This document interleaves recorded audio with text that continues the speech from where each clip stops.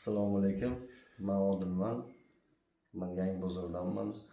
Mana shu Jamshid akaga qaynatamni otamni olib keldik. Xudo xolisi yaxshi bo'lib ketdi. Shu nechinchi yil edi?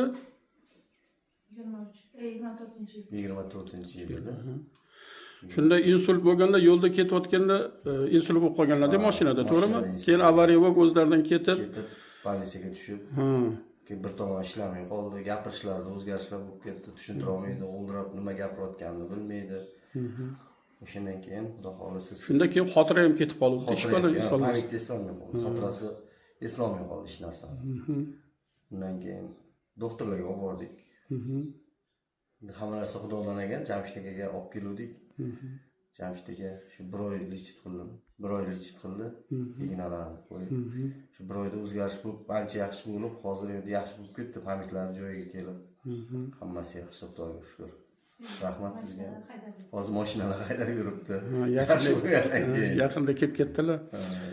Mashinalar keyin xotiralar o'ziga keldi. Pullar to'g'risida ham to'g'ri hisob-kitoblar. Hammasi hisob-kitob joyiga kelib qoldi. Yaxshi. Mana qizlar aytayaptilar-ki, yana oldingidek jahldor bo'lib. Xuddi shunaqa. Oldin yaxshi muloyim bo'lib qoldi. Kasal paytida hozir yo'q, yaxshi. Yaxshi. Hammasi joyida. Rahmat. Yaxshi.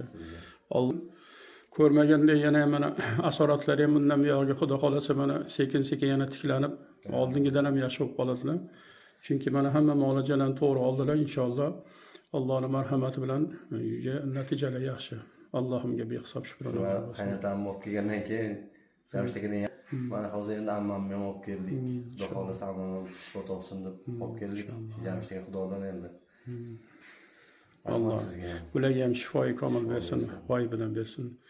Endi shifo Allohdan, biz sababchi inshaalloh. Undan keyin mana o'sha Zokir akani qancha ukalari ham kelishdi, to'g'rimi? Kuyovlari ham keluvdilar. Hammalar Alloh hammasiga shifoyi komil bersin. Sog' bo'linglar, salomat bo'linglar. Rahmat.